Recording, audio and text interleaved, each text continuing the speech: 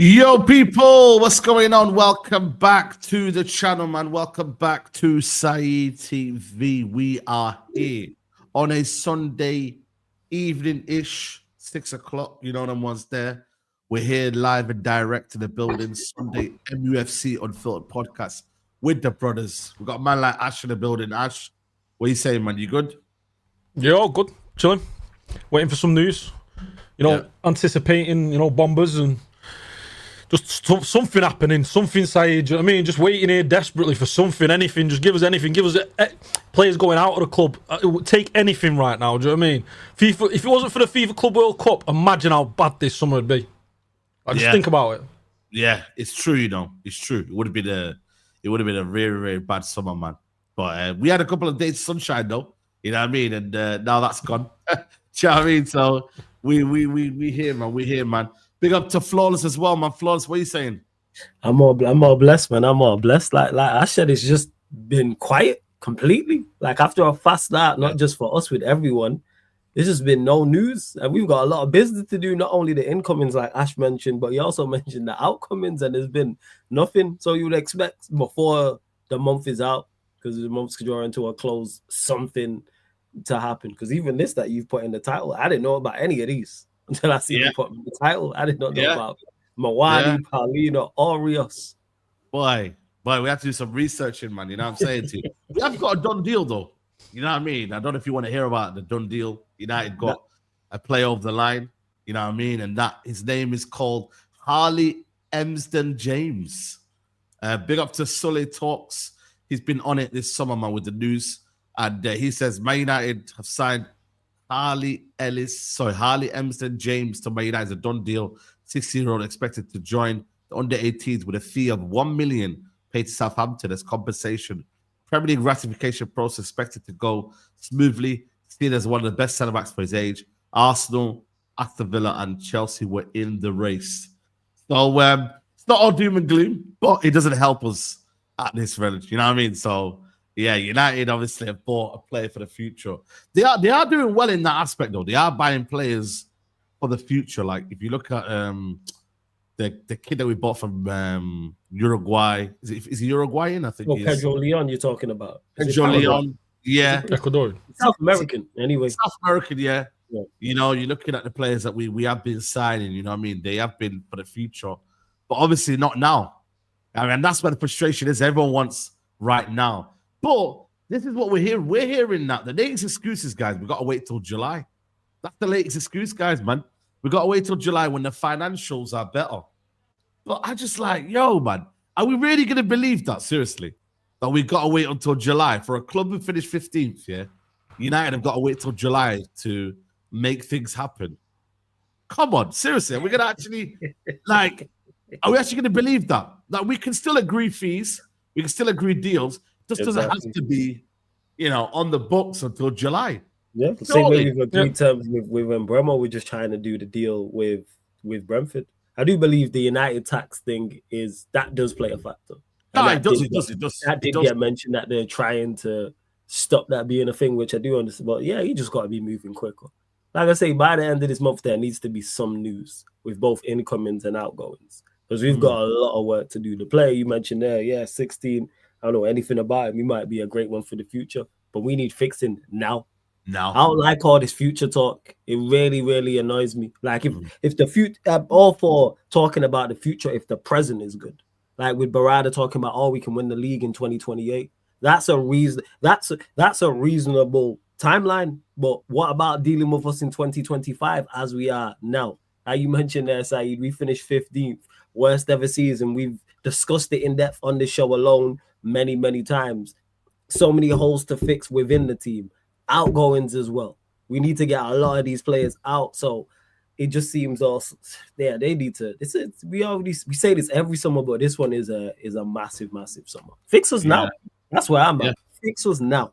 Fix us now. Yeah, you're spot on, man. Like they ain't no future, man. 2028, but when 2028. That's all well and good. Like when they announced the new stadium, looks fantastic.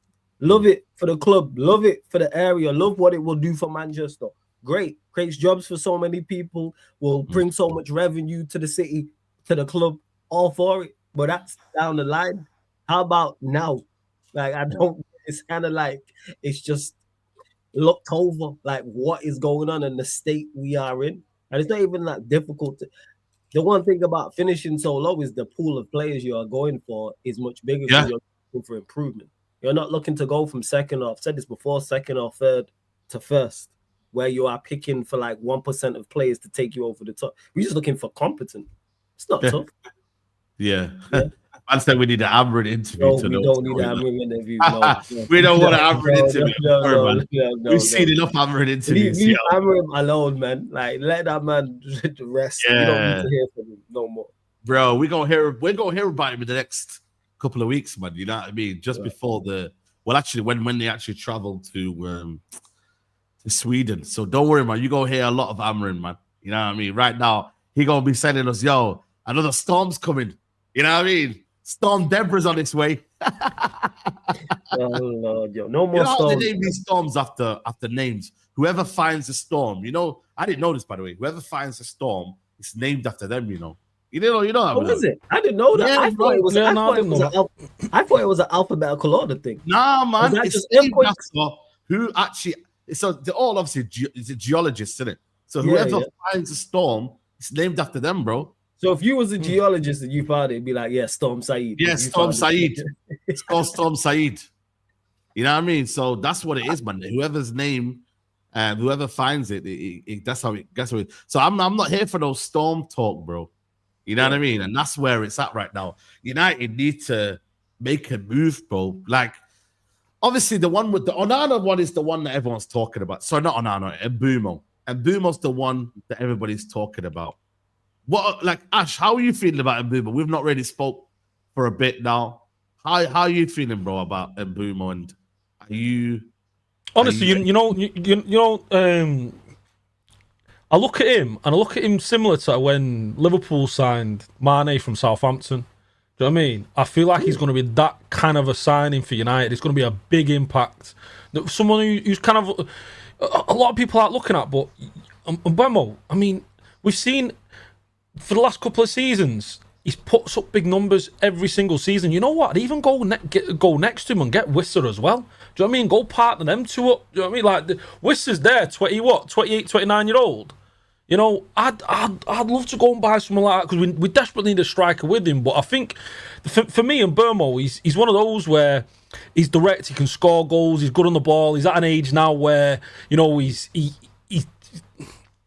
starting to show himself that he deserves a big club. And maybe I hate to say it, but he probably deserves a better move than what United are going to give him. Do you know what I mean? Like, you look, say if Salah wasn't at Liverpool, you look at Mbeumo going into that team there, into that Liverpool team. You know, I feel like he'd slot right in there. You look at City as well. I feel like if we were to get him, I think we'd be a lucky club getting him because, like I said, I think he's, you know, a top footballer. He's strong, he's pacey, he tracks back. I'm a big fan. The thing is, he needs a striker, he needs people around him, and it's one of those where with him, with Ahmad, you know, does that relegate Ahmad to now being a right wing back? Now, don't get me wrong, Ahmad as a right wing back, he plays well there, but I feel like there's more to be got out of him a little bit higher up. Now, don't get me wrong, you play Mbeumo there as that right wing back as well, so there is options, but I feel like the deal's done. I feel like it's one of those like a lot of people are saying we've got to wait till July, wait till the financial year and all that nonsense. But I'd like a little bit more info. I'd like a little bit more confidence knowing that we are getting him. But I do feel confident. I mean, 63 million. I know some people are saying, you know, we're overpaying for him, but what's he got? He's got, you know, 19 goals in the league last season, and 15 plus the season before. He's one of those players as well. Whenever it comes to fantasy season, you know, the fantasy football, you always look at him and he always ends toward the top. Yeah. At the end of the season, do you know what I mean? He's always one of them players where you look at and you think, yeah, nah, he just comes out of nowhere. So for me and Mbeumo, I'm excited to get him. I'm excited to see him in the team, and I feel like it'd be a big addition. But it's not just him. We need an Mbeumo for each position. We need an Mbeumo for a striker, for a midfielder. We need with a goalkeeper. Do you know what I mean? We need those kind of caliber players where.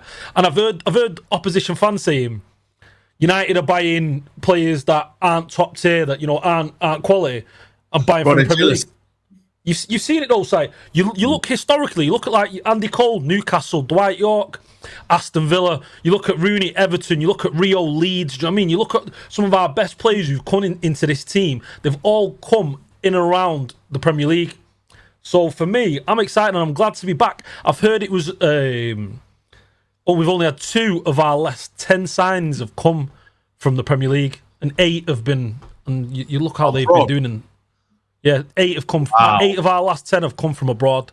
So for me, I'm excited. I'm excited to bring him in. And you look at again, and I hate to say it, but you look at the way Liverpool have conducted their business over the last last 5, 7, even 10 years, and you look the way they've brought in players. And they've brought in the Andy Robertsons, they've brought in the Sadio Manes, and players like Virgil van Dijk, Southampton. Do you know what I mean? You know, they've built their side from teams around them. And another thing is you're taking away strength from our.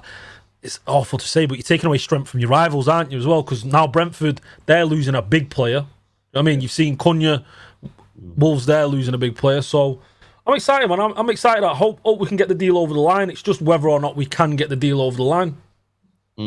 Yeah, I think, like I said to you, you did mention there though, Brentford have lost a manager and then Bumo. You know what I mean? So it could be a case of, maybe the ownership are looking, listen, as much as you want to sort this out now, maybe we don't want to sort it out now. Maybe we need to find a new manager. Maybe we're focused on that. Why would we want to sort out a Bumo now? Give us a bit of time for this to be sorted out. What if it is that? You know what I mean? They could be saying, Say, they could be thinking? They could be thinking, right, we don't want the money in yet because we don't know what the manager's going to spend. Do you know what I mean? And whenever we go to the next club, they're going to be thinking they've just had 60 million. We can add a little bit more on top. Instead, get the manager in first, let him spend a little bit, and then let him Mbeumo go. Do you know what I mean? Because then they know that makes more sense for them to do. Otherwise, they're stuck with a load of money and a load of clubs going, well, we know you've just got 60, 70 million. Do you know what I mean? So yeah, facts, 100%. How do you feel about this, Flawless? Like, is it a case of we're just telling ourselves everything's okay? You know what I mean? Because it's good to it's good though. If we just tell people, we're good, man, and Bloomer's coming to Man United, we can be confident, but we've been burnt before, man. Like, yeah, you know what I mean? De Jong was coming to Man United. You know what I mean? All these players were coming to Man United.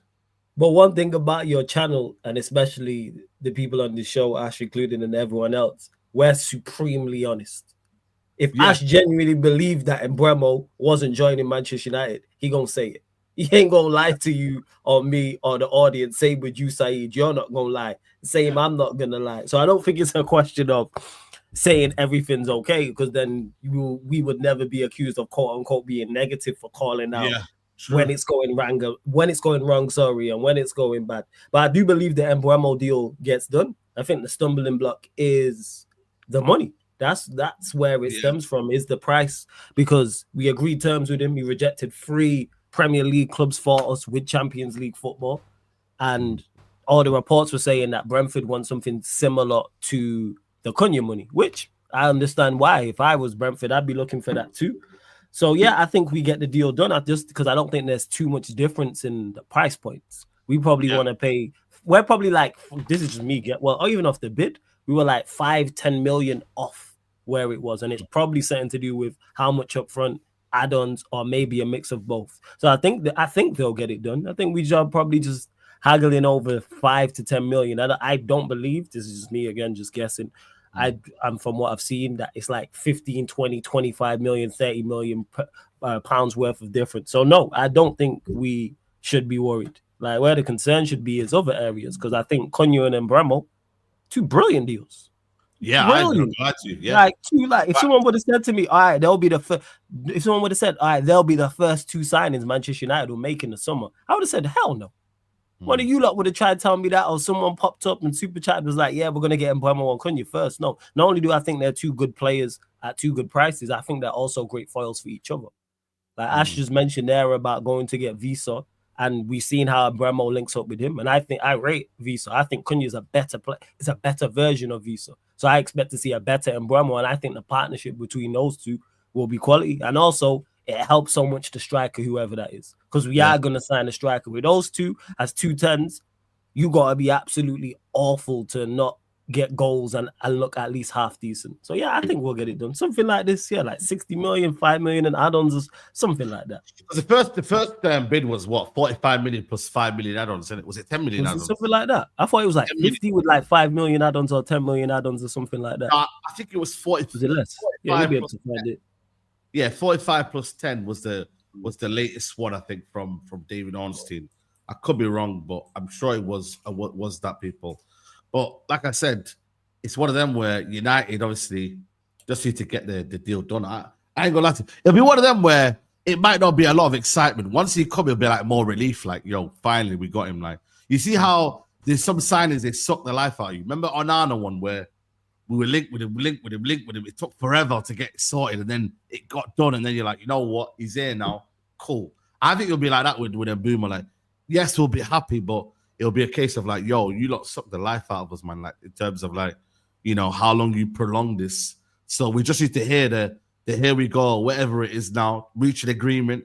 You know what I mean? And then after that, it's a case of like, I'm not gonna lie to you. My energy is like on to the next one, man. Them like this year ain't even about getting excited for signings, I feel like I don't know if that's because of the fact that we finished 15th. I don't really believe in the manager. I don't really believe in what's going on right now. But I just need to hey, honestly, you just said we finished 15th. You don't really believe in the club. You don't really believe in the manager. That's why you're not excited about signings. It feels like the start of the season all over again, doesn't it? It feels like the start of last season where we stuck with Ten Hag. Do you know what I mean? It's like, oh, I'm not really excited about the signings because no matter what happens, Ten Hag's still in charge. Yeah. You know what I mean? It's literally that. I've been saying this is a mirror image of the summer of 2024. We're here talking about needing to bring in players, number one. Number two, talking about players needing to leave. And number three, a manager, let's say most of us, or let's say some of us don't believe in. And some of us also don't think he's making it to the summer of 2026. So it's kind of like, all right, don't mess this up again. Can already see it, October, that he's going to be under so much scrutiny if we don't get off to a good start. You've seen that first 5 games, haven't you, as well? Flawless. Do you know what I mean? You look at that first 5 games. That's what I'm saying. Let him go 1 in 5, for example, 1 win in 5. Pitchforks. Yeah. It's pitchforks. But more so for me, the excitement is getting players out. That's where my genuine, and that's not even to so much to raising money to bring players in because of that is secondary. I just want this lot gone. That's how much I just can't stand this group of players, not only as players, but also how they talk off the pitch. I just want them gone. If someone said, hey, we won't even sign anybody else, but we'll get rid of all of these terrible players, I go, all right, first. That's just where I'm at. Yeah. Now you're spot on. Big up to SSI. More videos about Liverpool recently. United like the stream people. Because Liverpool are the only team that are doing stuff right now. Like Liverpool and Man City. No one else ain't really doing much, man. It's crazy out here, man. Rainer, big up, man. Member for 27 months. Yo, shout out to Rainer, man. He said, we've signed a 60-year-old. That's going to stay at Liverpool. Next season, it's finished before it's started. Amri will be sacked in November. And say, please don't mention Onana and future transfers in the same breath. By the way, did you not see Onana today playing on the left wing and that? I think he's not even... I didn't actually see. I seen the Did you not see it? I didn't watch the video. No, I didn't actually. Brother, I'm telling you now, man. He was never a goalkeeper, man. This is Onana on the left-hand side. Here he is. Look, can you see him here? He's on the left-hand side there. Here he is. Watch him. Here's Onana. He's on the left-hand side there. Look at that. Gets past him here. What? Bye-bye. I'm telling you, man, this guy was never a goalkeeper, man. Yo, he better dribble than Garnacho. He's got close control here. Look at that. You know what I mean? Little dummy there. Bang, see you later. And then he gets across. Bro, I'm telling you, man, he ain't even a goalkeeper, man. Yeah, I mean, he's actually not a goalkeeper, man. Yeah, I mean, put him in left wing, man, and get him out of that goalkeeper role. Do you know what I mean? What's this one here? Our offer is clear. We will not pay Sancho's requested salary. Wow. Bloody hell, Sancho, man. What is going on, man? You just got to take a wage cut, bro. These boys don't have any respect for the careers, you know. You look at Anthony. Anthony's taking a 30% wage cut there. Do you know what I mean? He's got respect for his career. He actually wants to do something. What is Sancho doing? Do you know what I mean? He's not taking this game seriously. Like, the kid's got talent. We've all seen he's got talent. He take a pay cut. Go Napoli. I've put in a few decent performances. Sign even a short-term contract. Sign an 18-month, 2-month for with like 50% wages. Go prove yourself and then get the bigger contracts afterward. Do you know what I mean? Like, go and play. That's your sport. You'd only, like, you know what's going to frustrate? You're going to see him at the end of the career and they're going to be doing interviews. Oh, regret doing this, or regret, should have focused more, should have, paid more attention to the football side of things. Instead, it's just money, no ambition, and just it's sad, man. It's frustrating because we all watched Sancho at Dortmund, or if you had a chance to see Sancho at Dortmund and you saw the player that came through there, his ability on the ball, and the reason why we signed him because of the quality he had, and we thought he'd be an England international, thought he'd be a starter for us, and then he's there just sitting on a big wage packet. I mean, what he did at Chelsea. It's the same thing, just like no kind of commitment or hunger or desire anymore. It's just gone. And that's why we've just got to be careful paying these big wages. We're seeing it now at the moment with Kobbie Mainoo. He's wanting a big contract. And if we end up going giving him a big contract, that's why you've got to be careful with these young lads. Do you know what I mean? Because it can happen. All of a sudden, they get that big wage packet and then they just settle. Look at Rashford. Rashford's there. He can go and take a wage. You watched the interview last night, man. I watched a little bit of you watching the interview, Saeed. It was. I couldn't believe it. Do you know what I mean? That guy's got visions of grandeur. He believes he's something he's clearly not talking about. He's comparing himself to Henry and all that. I couldn't believe it. He compared himself to Henry. Whoa. He was asked, listen to the Henry kind of role. What he was asked for, he said they asked him. Spanish lad said, right. So if you could compare yourself to a player, past or present, who would you compare yourself? Say you was most like, and he was like, and he didn't take long to think of this. He was like Thierry Henry. Yeah, the way he plays on the outside, cuts on the inside, scores goals and all that. And it's like, mate, what are we doing? Which interview is this? Who did they interview? Let me just make sure. Just some Spanish YouTubers. Spanish kids here that are Barcelona fans. They got a big channel, right? And he's done an interview. He's done an interview with them at his training center facility, and he just basically was just talking about his life and football career and stuff like that. And he's obviously compared himself to Thierry Henry life. You know what I mean? But the biggest thing was when he goes, maybe transforming into a striker. When literally a year ago or a year and a bit ago, he was on Gary Neville's podcast saying he didn't like to play number 9. So. I don't know, man. For me, it was one of them where, listen, Barcelona, are you watching? I want to join your club. That what it was. Like, it was a case of, we need to put the feelers out there that we want to leave. I want to go to Barcelona. I want to play with Lamine Yamal. And, I want to go to Barcelona. Do you know what I mean? It don't mean they're going to sign me. It's just what we're talking about. It's Barcelona. Who's he starting over? He's not starting over Lamine Yamal. Do you know what I mean? He's not starting over Rafinha. He's not starting over Lewandowski. Like, what are we doing? Yeah. No, I don't know, man. But it's that delusion, though, isn't it? That these footballers have got that delusion. They've got that feeling that, they're better than what they are, man. And this is what it is, man. I mean, they got to tell themselves, man can play at Barcelona. Man can play there. Man can do this. So this is what they're feeling right now, man. Tom Porter says, Hala Madrid, my second team. They got Tom Porter says, Abdulaziz said, this club, man, same movie every window. No ambition, no vision, broke billionaire vibes. Kolo Muani, hell no, panic buy. PRFC strikes again. Others move smart. We play fantasy with wash scouts. Let's talk about Kolo Muani. Because again, the title of the video is, guys, Monitored FC. Interested FC.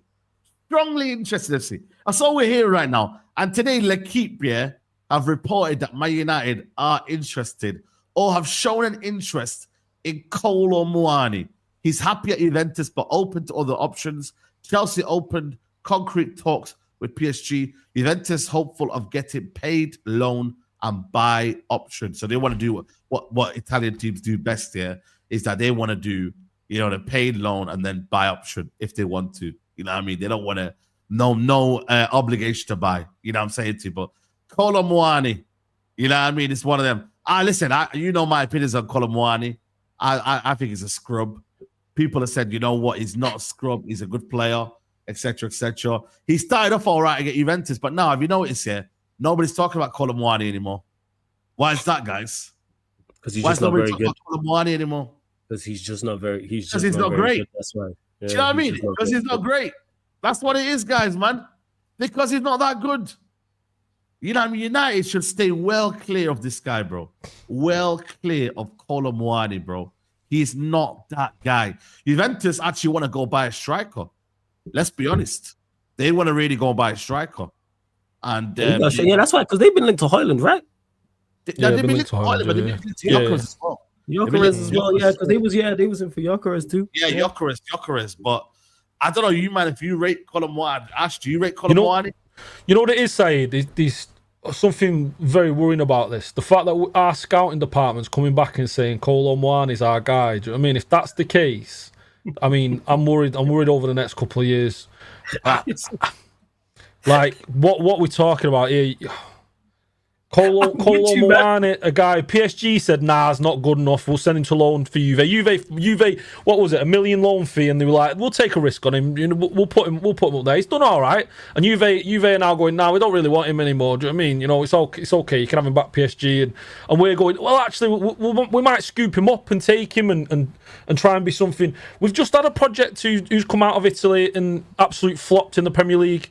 Like, what we're doing, we've been there before. We've done that. Do you know what I mean? So we've done that with Hoyland. Let's get serious and get ourselves a proper operator, someone who knows how to put the ball in the back of the net in the Premier League. You've mentioned plenty of times, and someone I'm a big fan of as well, Mateta. Do you know what I mean? Go for a Mateta. Go for someone. Okay, if you're not going to go Premier League, go for a Gyökeres. I understand his first option's Arsenal, but even so, if it's not, then. You know, maybe we might be picking up the pieces on that one. Do you know what I mean? Who knows with that one? But then you got Ekitike and who we've been linked with. And again, that's another situation of you're not buying proven. There's even the idea of Jonathan David. I mean, Jonathan David, he knows where the net is, but I'm not a big fan. I don't feel like he's got the attributes or the technique. I feel like he's going to be one of those players that would go to West Ham and maybe score 6 goals. Do you know what I mean? You know, I'm not taking serious them numbers in the league on. So we're in a sticky situation now where we're at with strikers. There's one big name who I've not mentioned though, who we all know, and we all know he'd come to the Premier League, and we all know he'd just be a monster, and that's Osimhen. And how we're not doing everything we can right now to go get that man. He's already turned down Saudi for the money. Is that because he's turning down the money, or is that because he wants a proper career in the Premier League, or he wants it? I don't know what he wants. That guy. Yeah. You don't know what he wants. I think he wants to move to Europe, but I think why we're not looking at Osimhen is the same reason we're looking at Kolo Muani. You just got 2 departments who aren't doing their job. All I keep hearing anytime, because I'm a big fan of Osimhen, been my number 1 pick all summer long. Anytime I mention him, people always say, oh, he wants big wages. That is the case. So sit down with him and negotiate.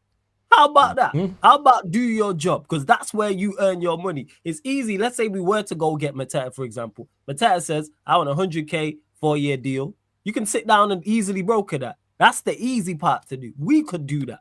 Go and sit down with Osimhen and try and negotiate some form of deal. He wants 300K. I keep saying this. Give him a base of 150. Give him a base of 200. Then you incentivize both individual and team. And then I had someone say to me, oh, well, the team's terrible, so like he wouldn't hit the target, so you don't believe you can improve the team. I'm not even saying these things work. I'm just talking about entering the room and sitting down with him and his agent and actually negotiating. Just see what he says. Worst case scenario, Osimhen says, no, I'm stuck. I want my 300K a week. And then you leave and you say, all right, cool, we tried to negotiate. But there seems to be no attempt because he wants this X amount. I just think he's lazy. And like you said, Kolo Muani, why? Yeah. Why? What has Kolo Muani done that makes you go, yeah, he's the guy to be interested in? Baffles my mind. Every time I watch him, just like, just bang out. Is he probably because he's the cheapest option out of the whole lot? Is he cheaper than Mateta? How much they're saying? How much they saying? You know what? To be fair, they haven't really put a range on it, but I bet he's more expensive because I think you could get Mateta for like 50 million, to be honest. Around that. I'm trying to see transfer. So I bet Kolo Muani's he's probably more of a transfer fee, and he's probably would want more money as well. They're saying around about 40 million euros. Okay, that is cheap then. So I stand corrected. If it's 40, that's like. But why have we been? £8 million? Sorry, for us. That's cool. That's cool. But But why have we been fooled into believing that you don't pay big wages? Big players get big wages. Our problem has been paying average players big wages. Look at Mason Mount, paying him big wages. Do you know what I mean? Paying these average players big wages. Osimhen, he's a player that will deserve big wages. You can clearly see the kid's talented. You can clearly see his ability on the ball, the desire. He's finishing. You see it. The reason why Man City paid so much for Haaland, because they knew the quality they were getting. They knew, so that's why they paid the big money. The reason why Liverpool are paying, 450k a week for Florian Wirtz, because they know the calibre of the quality of the player they're getting. Our problem has been, okay, yeah, big wages, but playing average players big wages, that's been our problem. It's okay to pay big wages. That's not a problem. We should pay. You look at all the most successful teams in Europe, they all pay the most wages. You look at City, who've won league titles. You look at Liverpool, they pay big wages. You know, as much as they like you to believe they don't pay big wages, they pay big wages. Look how much they're paying Van Dijk now. Look how much they're paying Salah now. Look how much they're paying their team. Do you know what I mean? That you just have to do that. It's a part of football. It's a part of the football at the very top echelon. And if we're saying, well, we're not going to pay anyone more than 250k, well, that just leaves us being a mid-table side and hoping on miracles that these players are going to outperform their contracts, because that's what you're asking them to do, is to outperform a contract. And when you're asking a player to outperform a contract, then they go, well, actually, I'm worth more than this. I'll go somewhere else or pay me more. Do you know what I mean? So you've got to pay these big players these big wages, and I'm happy to give Osimhen. I don't want to be giving Rasmus Højlund or Kolo Muani or Ekitike those kind of big wages. You say that those kind of kids, you go, you know what, 60, 70, 80k a week, and then if you improve in the next, you know what, I'll give you 60k a week, but if you bag 20 goals in the Premier League, we'll automatically increase that to 220. Do you know what I mean? That's a simple thing to do, to put into a contract, and that's what I'd be going for. I'd be more than happy to pay the big wages, as long as you're getting the production on the big wages, and that's what we've got to do as a football club. We can't be skimping and scraping, because at the end of the day, you see teams who skimp and scrape, and at the end of the day, those teams don't perform well. They don't do well. That's just football. Yeah, no, I agree, man. But this, you know what it is, though, guys. Yeah, it's like Ekitike one's still a bit quiet and whatnot, still waiting to hear back what they say. You know what I mean? Also, man, like I said, I don't know if it's a domino effect, because Arsenal don't really know what they're doing with Gyökeres or Sesko.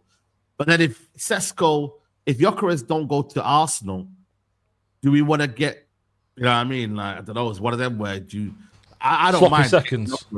Yeah, like, you know what I mean? Like, would not, but it puts Gyökeres in an awkward position, because he feels like, oh, he hasn't got his move. Yeah, I mean, then where does he want to go after that? Like, you know what I'm trying to say? Like, I look at it and I'm like, yo, there's a lot of, like, Ekitike, does he go to Liverpool? Where does he go? Like, it feels like a lot of them are going to the Premier League, though, or want to go to the Premier League. There's not really, in Europe, they can't really, let's be honest with you, cope with our wages and what we can do in terms of financially. Yeah, like, it's all about loan. Like, look at the Højlund one. They literally want to do a loan to buy. But then now we're hearing that they're actually going for the other striker, Boney, is it? Or something like that? Yeah, apparently they don't even want Rasmus Højlund anymore. They're going for the other one instead. Oh. So that's one there where it's like, yo, shit. Because at the end of the day, it's cheaper, and, you know, they can get their own way in that way. These Italian clubs here, they're not about spending money up front, bro. They're not, bro. They ain't got bread like that. They haven't. Like, but yeah, I hate Ash's point on the wages as well, and that's where we've messed up, because we've give big money to players who haven't deserved it. And I've seen one of the comments you put up, someone in the chat was like, "Oh, why would he join Manchester United? Because it's much more." I don't think if people have learned one thing even from this summer, it's facts. It's not just the money thing. It's not just the Champions League thing. And Bremo rejected three Premier League clubs who are all in the Champions League. Two of the three who are without doubt in better situations than us from a footballing perspective. Newcastle are in a better situation right now on the pitch than Manchester United. As are Arsenal, Spurs, you could argue that they beat us in the Europa League, so you could argue all three. All three of them would have offered him big money. All three of them had Champions League. So, yeah. Sorry to put you up there. That's cool, man. What's much more frustrating is that we might look like we have PSR issues, but our revenue allows us to spend more than these guys, like you're talking about, Aston Villa, Newcastle, because they don't generate enough money. And also as well, on top of that, to people like, oh, why would you join Manchester United? Players have egos. Profile. Your profile when you join Manchester United goes through the roof. You are automatically I just say in the UK, everybody knows you. Automatically, your socials, everything goes up. Which then off of that, your brand deals then go up, and then you can obviously get more money as well from a brand perspective. And it depends on what your MO is, as because we've seen it with different players have different ideas and different things. It's not one size fits all. It's not blanket. It varies on a case by case basis or a player by player basis in regards to this. So I think people have like some players that's enough, the Manchester United pull, and other players it's not. Like, that's what it is. But all my thing is with Osimhen and these things is go and try and overcome hurdles. I don't like that. It's he wants big money, so don't go sit down with him. Kind of shit. Like, so what are you paid for then? There's no need. Same with the scouting team. If they're just gonna go and pick out, you know what, Kolo Muani, high profile, which he is. He's played at PSG, played at Juventus, plays in the French national team, played at internationals, played at a World Cup or Euros, I should say. Very, very well known. Let's go scout. Don't go get the obvious. Like, what are you paid for? It just seems very just lazy. Yeah. That's the one, man. I'm not gonna lie to you, man. The striker one is it's one of them where, for me, I'm not looking for the perfect striker, but I'm looking for a competent number 9 that can do the basics as well. That's why I want Mateta. That's why I'm surprised, man. Mateta, nobody's really gone in for him.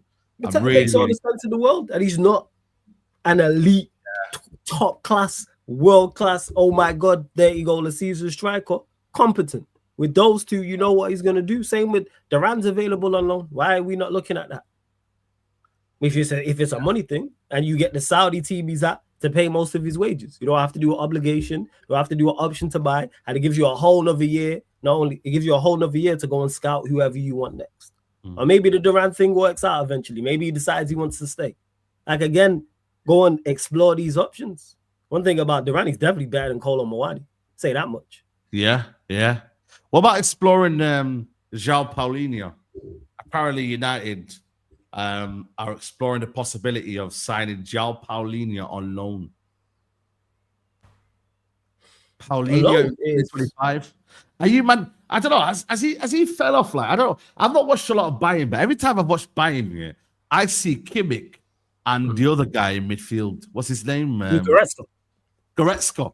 I honestly, how many appearances had he had for Bayern last year? He don't seem to have played a lot. Did he get injured? I'm trying to search for this now. So he only played. He played 17 league games. I don't know how many starts that is though, but he played 17 league games. I don't know how many starts. I don't understand it personally. He's slower than Casemiro. Do you know what I mean? And he's what we do. We're just buying Casemiro, like a slower version of Casemiro. He's 30 in July. I didn't even know that. He's 30 in July. Yeah. So he had a bad injury still. That's why he missed. He missed. Well, actually, he missed November to January. So 14 games, but that's included a couple of that. Well, I don't know how many, but some of them are Portugal, and then he missed 3 games after that. So he got a couple of injuries, but only one was for a significant amount of time. That's it. Why is our strategy either sign 16 years old or 30-year-old? Do you know what I mean? Like, well, can we not go in somewhere in between? I know. Do you know what I mean? We're talking about Martinez as well, goalkeeper. 32, 33, whatever, and then we got 16 years old getting signed. Can we not go 25? Can we not even get maybe even a little bit younger? Get Stiller or a Wharton. Do you know what I mean? Go there. I just don't understand. It's either him or the guy that I've been wanting, and that is this brother here, man, Richard Ríos. You know what I mean? This is the one that I've been watching. I don't know if you guys have watched a lot of him, but this player here plays for Palmeiras. Bro, he's a bro. I watched him in the Copa America. That's the only time I've watched him. He did play well. Yeah. He played very, very well for Colombia. Very dynamic midfielder, box to box, can sit as well, but also got technical ability, man. He can get the ball in tight spaces, maneuver it, can dictate. Like, honestly, he's a solid signing. That's the one United should be after. This is the one United should be after. But Paulinho, nah, not for me, bro. I don't want to. You know what it is, bro? For me, it's like, yeah, I don't. Listen, I got the Ugarte one wrong here, but this Richard Ríos, this one will not be a failure. If it fails, it's because United failed him, not the other way around. Yeah, I'm not having this. I only watched him only in Copa America, so I'm very skeptical of players when it comes to international tournaments. So Colombia did play well. Obviously, ended up making it to the final, so he seems like a good player. The Paulino one just seems strange. Yeah, that's what I'd say. just completely out of left field. It's kind of like he does what Agate does, but he's like technically more sound. When he was at Fulham, I was like, okay, but he just seems very. Again, they don't seem there's much thought put in it. Yeah, it's like they all just sat in a room and was like, "What midfielders we looking at?" And someone just said Paulinha, and they went, "Yeah." Like, is there a credible source that said this? I generally wouldn't take him. I wouldn't take even Douglas Luiz.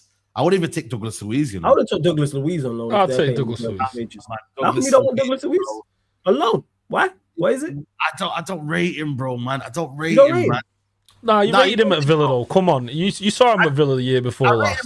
I rated him at Villa, yeah, but it's like, bro, like I just don't do with like, what's the word I'm looking for, man? Like, you know, other people, what they've done here. I don't know if you've seen this idea that we've bought players and they've replaced them with better players. Have you noticed that? We bought Ugarte, they replaced him with Ruben Neves. We bought I don't know who did we buy? We bought so many signings here. I think Shells was saying that yesterday on the show or the other day. We've always, when we bought players, and listen, we could buy him after a loan. You know how it is in United, man. It's easy to get a loan and it turns into a permanent move. You know, we fall in love with players easily, right? So it's like, for me, it's like, I just want to buy better players than Douglas Luiz, bro. Or get but like you said there, what you mentioned there was I'm with Douglas Luiz alongside. We still need another midfielder, but our midfield is light. We need two midfielders, really, innit? Flawless. Yeah, this is what I'm saying. We need definitely 110% need two. So if one of them happens to be a loan and one's a permanent transfer, let's say it's Douglas Luiz on loan, and then we go get a better midfield because we messed up with the Bruno thing. Because if Bruno would have gone, that would have cleared the way to go and get a brand new midfield. The same way we're trying to transform the attack and go and get 3 new attackers, we could have done that with the midfield. Doing that with the goalkeeper, and that's your man. That's it. For a season. Tried and failed, man. I'm done with okay, well, all right, Vitinha tried and failed. No, but he was young, though. He was young. He was like 19. Having this conversation. If we went and signed Vitinha at Wolves at that age, it'd be a youngster. Right. No. He went to... Wait. If we would have... When PSG... He went to Barca as well, didn't he? Let's not do this, man. When PSG... Trincao signed Vitinha, if we would have been battling with PSG, our fan base would have been on fire about that. No, I'm not lying to you. I wanted Vitinha when he was at Porto, he was a good player. Nah, I'm saying forget Porto. I'm saying because he went from Wolves to PSG, right? Yes. Yeah, so I'm talking about when PSG went. He went to Wolves to Porto. He went Wolves to Porto. All right, let me. So wait. Whoa. Yeah, he went Wolves to Porto. Oh, then you go Porto, Wolves, Porto. You go Porto, Wolves, and then back to Porto. He went. He was not actually. You know what? He actually was at Porto. Went on loan to Wolves, and then back to Porto. Yeah. Oh shit! That makes my point. Yeah. That makes my point even better. So he was. So he was rejected by Wolves. So he was at Porto. So I'm just getting this correct. He was at Porto, got loaned to Wolves, then went back to Porto, and then PSG signed him. And then PSG signed him in 2022. Imagine we would have signed him going back to if we went in for him the same time as. I think that was an experiment loan, though. This is the guy that's gone to Juventus and not really. Experiment loan now. Now he's one of the best central midfielders in Europe. It's an experiment loan now. The point that I'm making is if we would have signed him, there wouldn't have been this. It would have been he just failed at Wolves, all this. And I'm not saying he definitely would have worked it. What I'm saying is that why are we against Douglas? What is the risk of Douglas Luiz on loan? No, them paying the majority of the wages, no obligation to buy. What's the problem? Yeah, but then that's my whole point. That's my whole mindset is why are we doing this? Go and get Richard Ríos. Go and get me a Lamine Camara. Go and get me. Why not both? Hopefully, I mean, if you go and get me a Baleba and Douglas Luiz, I don't mind that. But make sure you're getting your best player first before you think about right. Let me get second-hand options or whatever. Like, I hear that, but this is Manchester United side. You know we don't do things like that here. I hear your point. You're spot on. Are you not enabling the fact that I'm gonna take a Douglas Luiz on loan though? Because it shouldn't affect the first choice because we need a central midfielder regardless. So that deal might, let's say hypothetically, you mentioned Baleba, so we'll go with Baleba. Let's say we go into negotiations for Baleba and we go into negotiations for Douglas Luiz at the same time. One loan, one permanent transfer. The Douglas Luiz deal is probably easier to get done So just because it's easier to get done doesn't mean you do it second. Get the deal done alone, and then you go and you still negotiating and go and get a believer. We need both. Our midfield is light. You know what our midfield options are? Casemiro, Agate, Bruno. That's our three senior soldiers. That is dreadful. Not only is it light in terms of options, we don't even. Let's say Casemiro gets injured. It's Agate for a significant amount of time. Let's say 2 months. It's Agate, Bruno. Yeah. For 2 months of the season, and then you got Collier. God forbid something happens to both of them, like Casemiro and Agate, then it's Collier and Bruno for 2 months. Yeah. You know what though? You know what, Floss? I'd rather see Kone than Collier. Do you know what I mean? We saw a bit of Kone in the Malaysia pre-season, like post-season stuff. Do you know what I mean? Kone, okay, he might be a little bit too young, but he looks like he could be ready. Do you know what I mean? He looks like one. If you put him into the first team now, you know, you might see like a dramatic improvement and a rise from him, because the kid looks like he understands the game. Do you know what I mean? He's brave on the ball. He wants the ball. He's showing for it. He's passing. I'm looking at him, and maybe that's the way they're looking at it. They're thinking we don't need a midfielder because we've got Kone coming through. We just spent money on and over the last 18 months ago, whatever it was. So, and you look. How much is Belieber going to cost? And when he came into that Brighton team, how old was he coming into that team? Belieber will cost he would cost a lot, but a lot of money. I used him as an example because Saeed mentioned it. I'm cool with that. My only issue with what you said there is I don't trust the manager to play Kone. Yeah, I don't trust him to play we watched last season the senior players struggle the entire time, and he didn't play him. This is why I'm saying we need 2 central midfielders. So go and because not only are we light in terms of the numbers, just like I mentioned, the quality is awful. We know what Casemiro brings. He's going to bring a certain level. The system don't suit him. Bruno, we know that's not his best role. Agate, not good enough to be starting week in, week out. So we don't have one central midfielder I look at currently and go, yeah, you're going to perform week in, week out to a good standard. Whether it's the Casemiro scenario where I think it's more system-based than what's around him, because this don't suit. This way we play in all this space don't suit Casemiro whatsoever. Bruno's Bruno, so he's just going to run around. You know what I'm saying? And Agate is nowhere near good enough either on the ball. We are light in there. So yes, go and get a Douglas Luiz and someone else to offer some form of help there. Our midfield's dreadful. Our midfielders, that's what I'm concerned with the most, man, them. You know what I mean? That's where I'm honestly, bro, like I'm very, very concerned with. People talk about attack force. People talk about everywhere. Midfield is where United are going to get done over every week. Watch it. And that's where we're going to be like, oh, but, you know what I mean? Get Casemiro out of our club. That's what's going to happen. Watch. All the people who have agendas against Casemiro, they're going to come out the window. Same with Bruno. Even Bruno, for me, like, even though, I don't really particularly think he should be playing that position. Don't particularly think we should have sold him, if I'm being honest with you. But it's like man knows he can't play in there. So don't play him. I mean, don't utilize him in that position, bro. Where we know that, this season more than ever, this ain't no experimenting. This ain't no, you know what I mean? Like, we need to be on it, on the ball. What's crazy, the manager spoke about him not being at his best there. Yeah. He spoke about it, of course. Of course, man. We signed 2 10s to then. Yeah, absolutely. Sorry. You know, the thing is, there's opportunity in the market as well. It's not like there's nobody we can't go and buy. Like what you were saying there with Doug Luiz getting loans.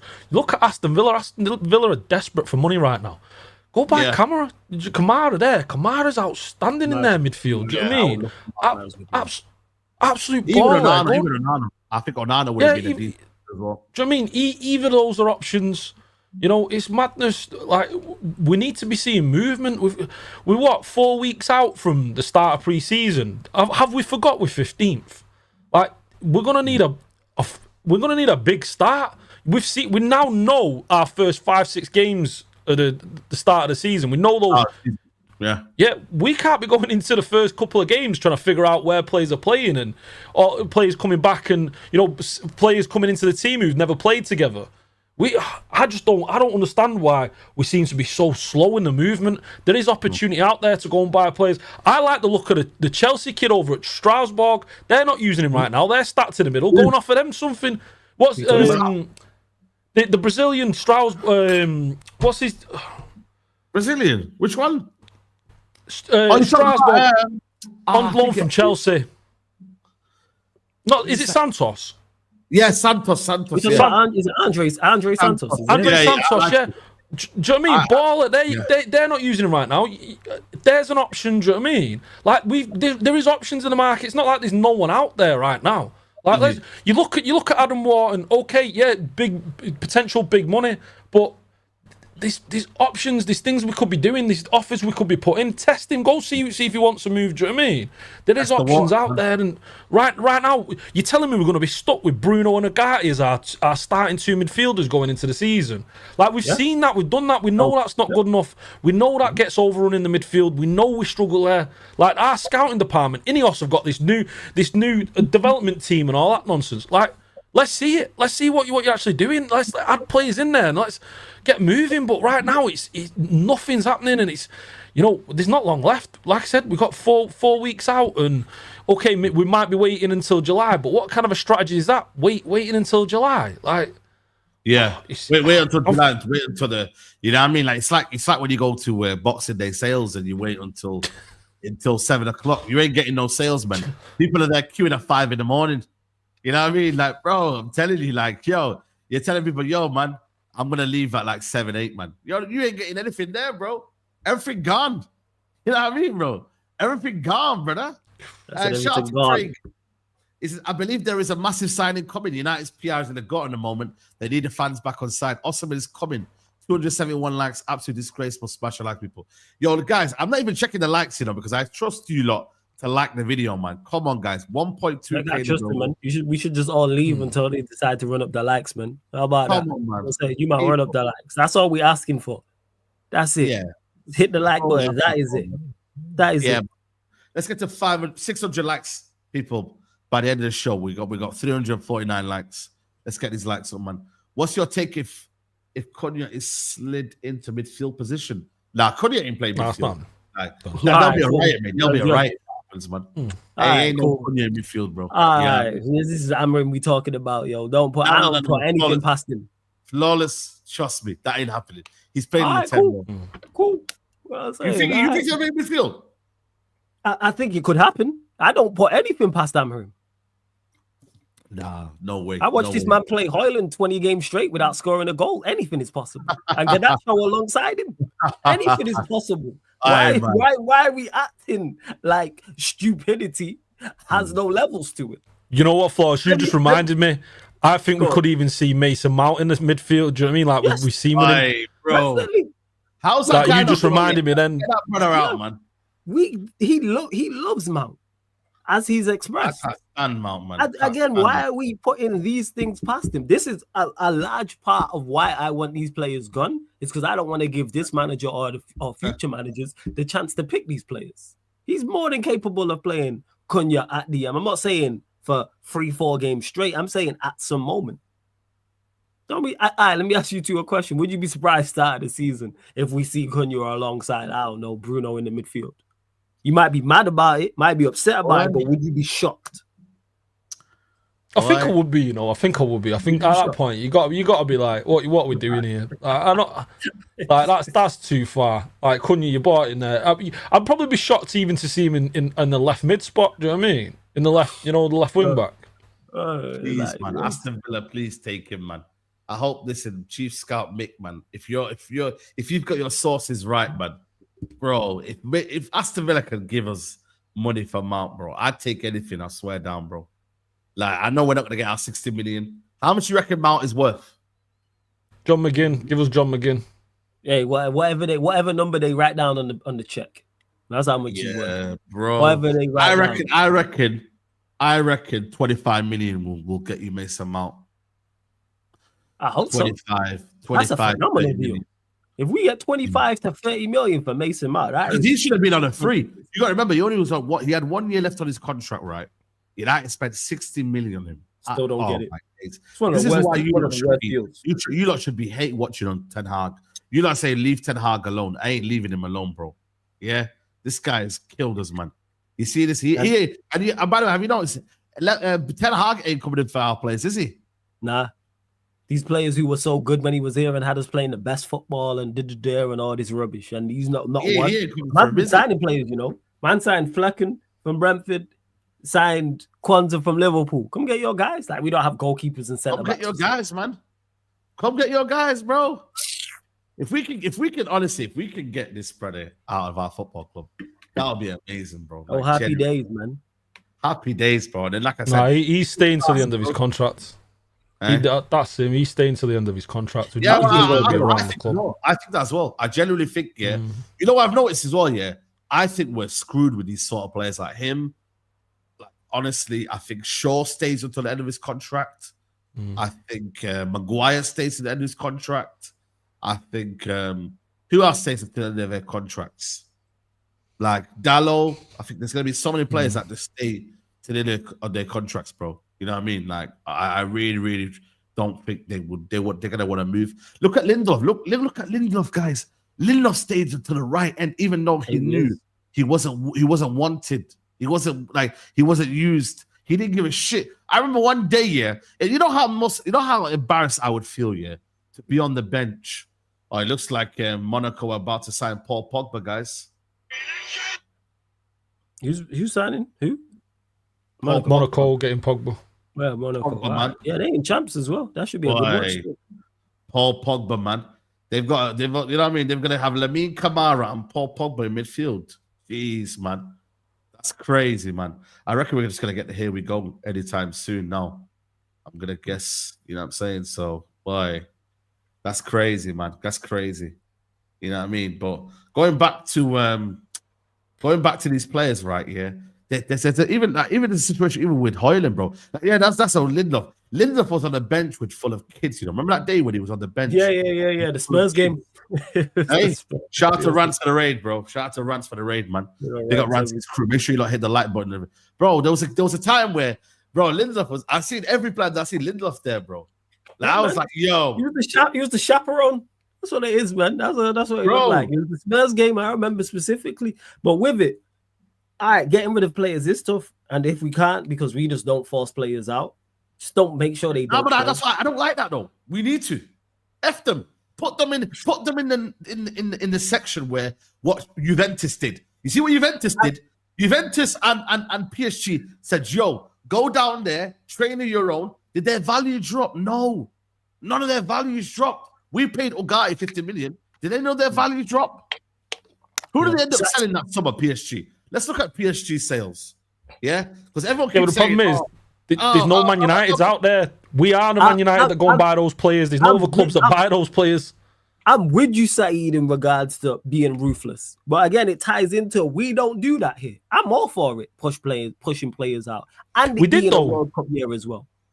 Who? Remember Mourinho? Remember Mourinho with Schweinsteiger and Valdez? Yeah, but we don't do it. We don't do it enough, is what I'm saying. I do it more. Like the fact that Shaw has been here so long, Mount and these players. Reports are coming out that. Go on, who they sell? They got 130 million euros from sales. What's that around about? 100 million? 105 million? Yeah. Yeah? You see what I mean, man? So all these players that we're saying, oh, but you know what, man? They got ousted. Let's look at Juventus, because remember Juventus was the one as well when, what's his name? Thiago Motta. He told Bearman to go find clubs. Remember? Remember? And to be fair, we got a big chunk last year as well, though, didn't we? Do you know what I mean? We did, but I'm just letting you know, like, this idea that United fans always say, oh, but when you put players to the side, it decreases their value. It doesn't. You just let people know, yo, you're not coming. You know what I'm trying to say? We did that in January, though, didn't we, with Rashford and Anthony? So I'm just surprised we've not done it with others. You know, I'm surprised we don't do it with Mason Mount. So that obviously showing that the manager values Mount, in values the low. Euros, 111 million euros they got as well. Juventus, they got 111 million euros. They spent 200 million, obviously, but they had to take out a lot of players and say, yo, listen, see you later. You know, Moise Keane, Chiesa, Højlund one they should have got more out of. Yeah, but Saeed, who are you saying we do that with now? Who are you saying we do that with? Like, do that with Mason? Rashford. Yeah, we're already doing that with Rashford, but our problem is we're not accepting money from him. Yeah, get We've Hoyland. obviously been offered. Hoyland, all of these man out. Even Maresca. Look what Maresca did. Look what Maresca did, guys. Chilwell banished from the squad. Chukwuemeka. These all would have started at United. Chukwuemeka would have started at Man United. Arteta did it as well with Aubameyang and Ozil. Yeah, bro. Like, we've got this idea of we've got to be different. I hate this mentality at Man United where, we don't do that at our football club. We don't do that. Yeah. You know why? Because it's unfortunate because that is the mentality of the football club. I'm with you, Saeed. Ruthless. How can the value drop on something that pretty much is valueless? What we talk like the price isn't gonna drop that much because Hoyland's not playing. What's Hoyland's value now? Bro, I ain't gonna lie to you. When I keep seeing these videos, online. What value is it now? It's not going to drop dramatically, and the players will force a move. More so, if you make it clear, you will not be involved no matter what. It's World Cup year. They're all gonna want to play in the World Cup. They're all gonna want game time. Ship them out. I do like the rumors of Anthony Rashford. I think it's Garnacho, Hoyland. I think it was those four. I seen that they won't be involved in the preseason tour. But we need to do that with more. But this manager rates these lot. He rates Mount. Our players he talks about big wages. What Sterling was on big wages. So what you saying? Even with big wages, you know what you do? You'll cut your losses and pay. People talking about the Sancho thing. We just got 5 million from Chelsea for Sancho. How about use some of that to pay off the difference in his wages then? If it's such a major issue. Just got 5 M's. Figure it out. Again, back to the Oshman thing I was talking about. It's our fan base and our club seem to just have problems for every solution. Every solution there is, there's problems for it. Not solutions for every problems for every solution. Like there's not, but other clubs figure things out, but we are incapable. No, I'm with you, man. I go lie to you. I think for me, it's like the more, like I said to you, we as a fan base are a soft fan base. That's one thing, right? But just in general, like I think for me, it's like, we need to just be on it, bro. Like, have this approach of, you're going, you're not staying. You know what I mean? You ain't seeing the light, bro. You're going. See you later. Bye-bye.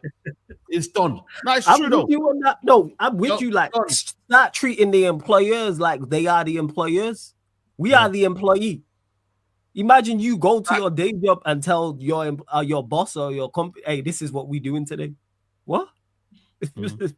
It don't work like, but that seems to just be ruthless accountability, isn't it? Do you know what I mean? You've seen successful clubs do it for years, for decades. I mean, the one that I've always had the most respect for was Chelsea under Abramovich. Just messing about. That guy was ruthless. That club just was a winning machine. Do you know what I mean? Just kept winning.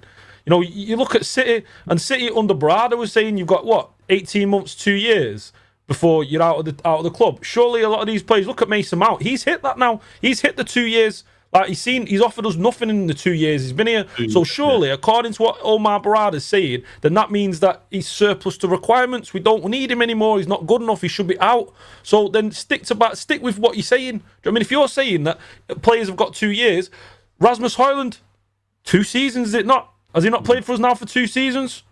Has he not shown us that he's not good enough in these 2 seasons that we've seen for him? Well, if according to Omar Barada, we're going to give you 18 months, 2 years, then these boys should be out. They should be gone. They should surplus to requirements now. They're out. Do you know what I mean? But unfortunately, for some reason, they come into our club. We've got this weird loyalty with the fan base, because it's built off this weird romance of Sir Alex Ferguson and the idea that, just give people time, kick the can down the road. Do you know what I mean? Mañana, worry about tomorrow. Do you know what I mean? Like what we're talking about, buying these 16-years-old and we're in 4 years' time, we might expect to return. We bought loads of players in the past who were young kids who turned out to be nothing. Look at Pellistri. Do you know what I mean? There were fans here now would tell you that Pellistri, he could still get into this team. He should still be playing for us. Do you know what I mean? The guy's not scored a goal or assist in the Greek league, the Grecian league. Do you know what I mean? And there's people saying that, Pellistri needs time. He needs more. He need more games. I mean, that's the problem. We have got a big problem in this club where we have this kind of this. I don't know the word for it. I really don't. But it's a lack of accountability. We need ruthless accountability, and that's the only way forward. We're not a charity. We're a football club, and the results are showing on the field. Do you know what I mean? That we're 15th last year. Half of these aren't good enough. These boys, this squad, got us to 15th. So if you want to continue on, I watched a thing. I don't know if anyone's seen it. I think it was Angry Ginge and another United content creator, and it was keep or sell, and it went through our entire squad. There was only one player out of our squad they say they'd sell. And I'm there, I'm scratching my head thinking, did they watch us last season? Like, what are we doing? Like, the majority of those players that got us to 15th, you want to keep? Like, honestly, it's mind-boggling. So many United fans out there going, keep. Shaw, well, keep. You know, Delo, keep. Martinez, keep. I mean, it's injury for Bruno, keep. I mean, Højlund, well, he needs another season or two, keep. I mean, what are we doing? Yeah, Ginger and Toby, that's who it was, Nicole. Like, and what, you seen it as well, innit? It was madness. I'm there thinking, this team got us to 15th, and you want to keep them all. What are we doing? I mean, we need just blow it all up. It's you know what it is. I'd sell half of them, bro. But it comes down to even the manager as well, though. Like, you know, love is blind. Sorry to cut you off. Yeah. That's what it is. We've all heard that phrase. Why would you keep the vast majority of a squad who had you performing in this manner? Why? I don't. Mind-boggling to me too. I don't, and people will still defend him. Give him one more season. Why? Like you said, not a charity football club, but then them same people will scream up from Spider-Man rooftops about rebuild and having to be ruthless. Everyone wants to be ruthless until it's time to be ruthless. Yeah. You know what it is for me as well. It's like, even like when you look at the manager, like, bro, like any other football club, man, would the manager be here? Like, bro, like, let's be honest, man. He's got the benefit of doubt here because the whole football club is a shambles, and Ineos are a lot to blame for this year. But real talk, though, the manager should really not be starting the season. You know what I mean? And now we're making a massive gamble with Amorim. You know, results tell us and performances tell us he's not going to succeed. But there's this hope that, you know, the storm is behind us. You know what I mean? And he said that what did he say? Something, good times are on their way back or something like that. What did he say, Ash? I remember saying at the stadium, like, good things are on their way. Yeah, good times are coming. Yeah, good times are coming. I said storm was on his way, but now good times are coming. Yeah, good times. Like, bro, real talk, man. Like, we like, for me, bro, it's like, yo, like, really, truly, like, he should have been gone after the final. But silence, you know what it is, though? Transfers make everyone excited again, innit? And you're hoping that a clean slate, you know what I mean? Even though for me, it's like, it's not really a clean slate. It's almost like, yo, with one game route, there needs to be drastic changes to this team, bro. Like, you know what I mean? Like, really. And the pressure already starts from the first game. Like, I'm looking for a win in the first game. People don't realize it's like, yeah, it might not be that United are back, but it will determine a lot, you know, when you win that first game, yeah? Now, okay, cool. Can we now crack on back-to-back wins? Because then you got Fulham away next. Then it's like, can you win that game? Can you then win 5 games in a row? You know what I mean? And cut the brother's hair off.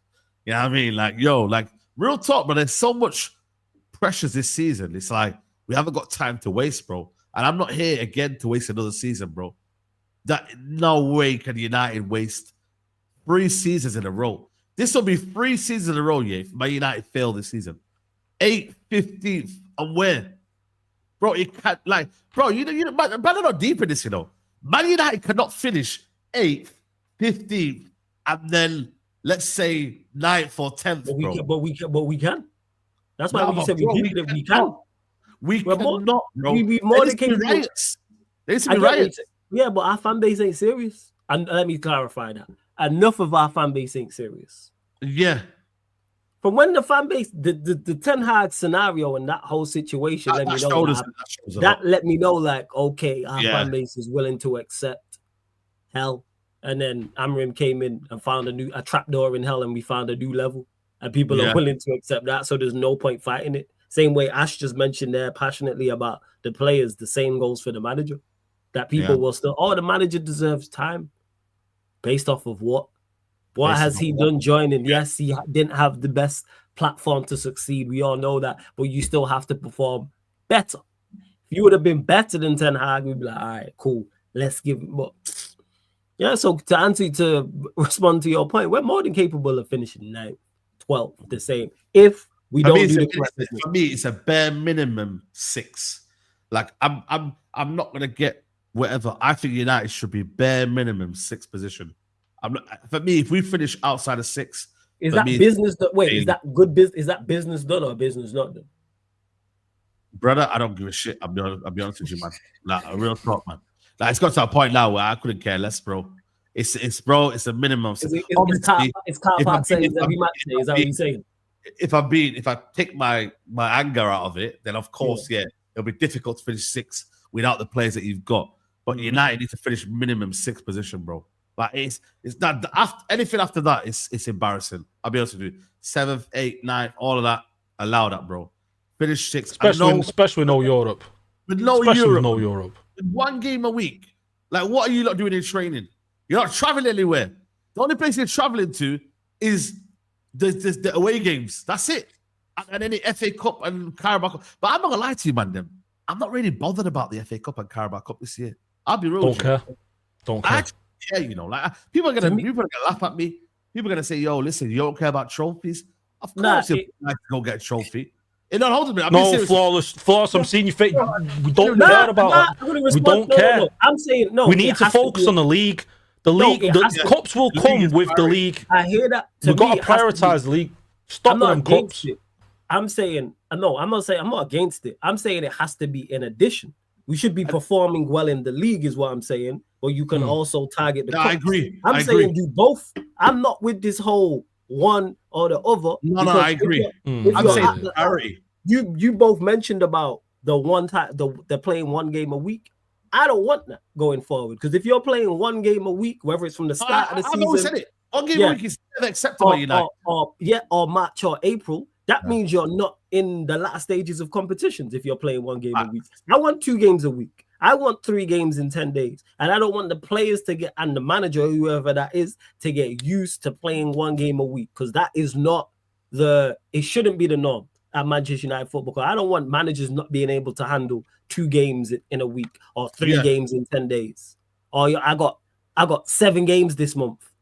I got injuries, the squad stretched. Figure that out. That's where I'm at with it. So I'm not saying be terrible in the league and go win the cups. I'm saying both. Get accustomed to that now.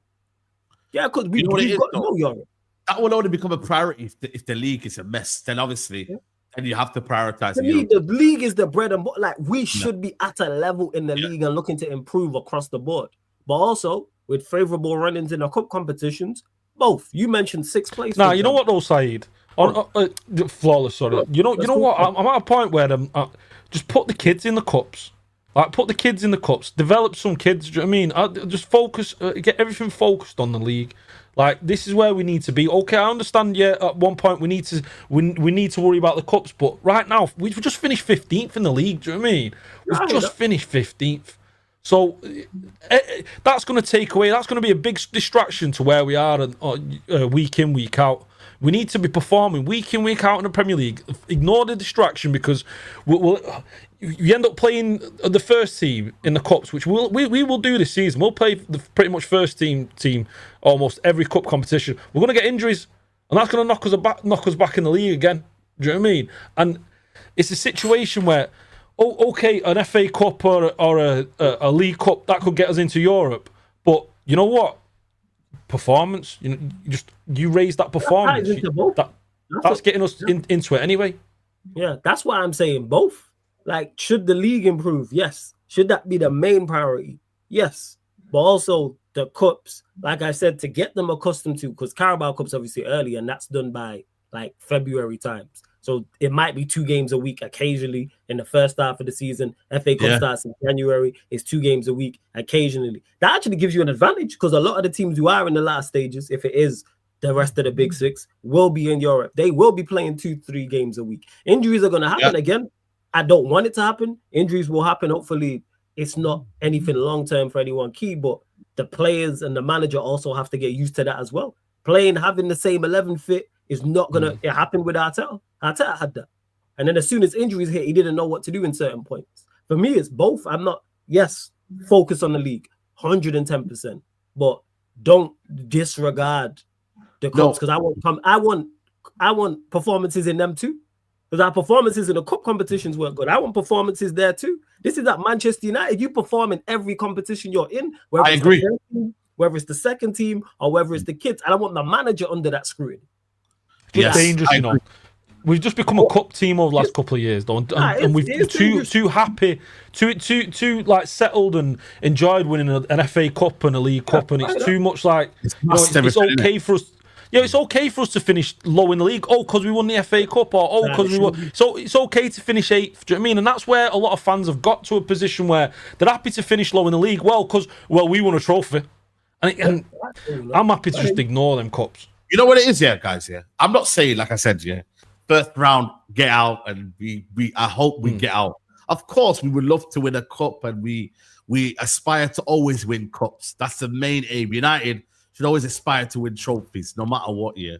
But what I'm saying to is that, for me, honestly, mentally, I'm at that point now where I just want to do well in the league. I want to show consistency in the league, the bread and butter, what we see from this Man United team. Because this Amrin, and these fans, have always been telling me, oh, but you know what? We have got the Europa League on the Thursday. Let's focus on the Europa League. Garnacho, after losing the game to who, put on social media, Thursday. Get out of here, man. And Roy Keane was right. Listen, people that might not like Roy Keane, but he was speaking facts. He was saying, yo, listen, I get that you've got a game on Thursday, but it doesn't mean you don't perform on the weekend. Doesn't mean you just you just kind of almost like don't forget the game. Like, I think this mentality is creeped into the players. It's creeped into the manager. This manager's been waffling. Oh, you know what? Don't care about the Europa League. Next week, I care about the Europa League. Next week, I'm going to play the kids. I'm not going to play the kids. You know what I mean? But now he can only say we have to play well in the league.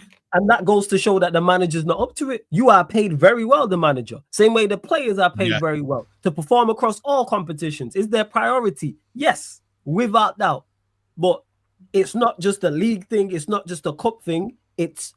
We should be performing to a level in all of them. I agree. If you're not, you're out. We should be. Prioritize the league, yes. Let's say we do have a tough league game, and then there's a tough cup game a few days later. I hear playing the stronger side in the league rather than the cup. That I get. But you should still be performing to a level. That's why I don't want us to disregard them. That's all I'm saying. Don't disregard them, because that could turn, if we're performing well in the league, confidence is a thing in football. We know about momentum in football. If we're flying in the league, that could help in the cups. Or Manchester United are much higher than the league than people expected. We're on for a top whatever race. And then we're in the latter stages of the Carabao Cup. And then you can win that, could then be a catalyst. Why can't we, aim for everything to me? You know what I'm saying? And this is Manchester United. Let's raise this. You know what? That's where I'm at with it.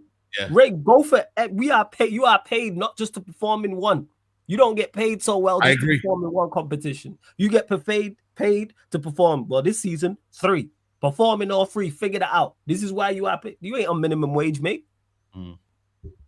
But for me, when you look at the season and you finish the season, right? And I think it showed us as well. If we finish 15th, say we finish top 10, or we win the, say, Carabao Cup, but that gets us into Conference League. Are we really going to be? Is the manager more likely to be stacked? What position? What you saying? What 8? Say now we finish 10th in the league, but then we win the Carabao. That's unacceptable. That's what I'm trying to say to you. It's I feel like the manager is, for me, going to be looked at more this season at how he does well in the Premier League and the league. And I think most fans are going to be looking at week in, week out how Man United do, rather than the cup games, because we've seen it. We went all the way to the Europa League final. Do you know what I mean? And it got found out in the end. You know what I mean? You're not going to leave a 50-50 game or a game that's based on 90 minutes to judge a manager whether he's good enough or not. You know what I mean? I feel like you are going to be judging. I feel like you are going to be judging the manager over a 38 game a season. Absolutely. You know what I mean? Let's be honest. Absolutely. That's where you're going to be judging him on. So of course, that gives you a stronger view of where you're at. Your league form tells you. If you're performing well in the league, chances are you're performing very well, and you're a good side or a very good side. League, not so much. We've seen teams get far in competitions and win competitions, not necessarily being the best. We've seen the Europa League. The team who was 17th in the Premier League won it. Literally the worst performing Premier League side won the competition. So I hear that. I'm just saying perform across all. Sorry, go on, Ash. No, sorry, Floss. Yeah, no, you know what pisses me off though is when we get far into a cup competition, all of a sudden it's like, well, we can disregard the league now because the competition's going to get us to Europe. Do you know what I mean? Yeah. And all of a sudden we're like, nah, the league doesn't mean anything. It's one of those that it'll give the manager an excuse. We go far into the FA Cup, we go far into the League Cup, and then the manager almost can settle in the league then, knowing, well, we've got Europa, well, we've got Champions League. Do you know what I mean? And it's just one of those where it's... And let's say that's the case. One, that shows he's not good enough, and two, the higher ups need to do something. Because if that's his mentality with that, you are not fit for purpose for this job. If you're, we are going far in the FA Cup, that can get us into the Europa League, or we're going far in the Carabao Cup, that can get us into the Conference League. So I'm just gonna not focus on the you ain't fit for purpose. Because what happens when if we get better under you, and then we're chasing down, let's say we're chasing down a Premier, like, let's say the problem is though for us, we've seen that's been the way we've operated the last 3 years, though, isn't it? Do you know what I mean? That's the case. That is, I mean, it says everything. The fact that we kept Ten Hag, because of the league, because of the cup performance, and we've kept, really, if we're being honest, we've kept Amorim because of the league, the cup performance, because of the cup. Because if Amorim had been knocked out early in Europa, and then he'd had this terrible run in the league as well, he'd be sacked. So we've kept him because of the cup run. Do you know what I mean? And it gets to a point where we've seen now these owners, unfortunately they value cup runs, and that's not where you need to be as a football club. Your bread and butter's your league titles. You know what I mean? That's what you've got to get to. And okay, we can shit on Arteta for not winning the league title, but listen, a big part of him getting to where he has is because he's focused on the league. Okay, he's just not had enough to get across the line, but other managers have when they've just disregarded other competitions. It's one for me where I understand, it's nice to be in the cups, it's nice to win a cup, but I'm not seeing us trying to prioritise it, or not even prioritise. I just don't want to see that much focus on it. I'd rather see us a much weakened team in there and just go, right, lads, the Premier League's the standard. This is the standard where we've got to get to. It doesn't matter if we win games in the cup, because that's not the standard where we need to be. Do you know what I mean? The standard that we need to be at is Premier League week in, week out, because that's where the quality really is. Well, you mentioned about there, you made a great point about the board potentially keeping Amorim because he had a long Europa League. I think even if he gets knocked out early, they keep him. You know why? Because they ain't fit for purpose. We screwed. If we're being really honest, we're screwed anyway. This conversation we're having right now, we should not be having. You know why we're having this conversation? Because of who's in charge. This is the main reason. Only us would be having this conversation. No other big club would be having. Even Spurs. You people like say Spursy don't win anything. Their manager just won them the biggest trophy they've ever won in their history, depending on the Cup Winners' Cup where you rank it, but either first or second. They sacked him. Yeah. They sacked him. We kept a manager who lost that final. We kept a manager who won 2 cups. Granted, they did try and sack Ten Hag after winning the FA Cup, but their piss poor attempt at replacing him was shown. We went in for Tuchel, didn't go through. Went for De Zerbi, didn't happen, etc., etc. They're just not fit for purpose. That's why they allow these low standards. Just the fact that we're talking about a manager potentially just looking at Europe and not focused on the league, or vice versa, shouldn't be a thing. Liverpool wouldn't talk like this. City wouldn't talk like this. Pep doesn't have to, I'm going to focus because I'm doing well in the Champions League and I'm trying to win our first one before they won it. I'm not going to focus on the league. No, they attempt to go for everything. They were struggling this season and spent 200 million in January. Granted, it didn't work, but they was attempting to fix the issue. Well, yeah, man, people won't figure it out. I've seen some of the comments Saeed pop earlier about Ineos. I've been saying this about them from the jump.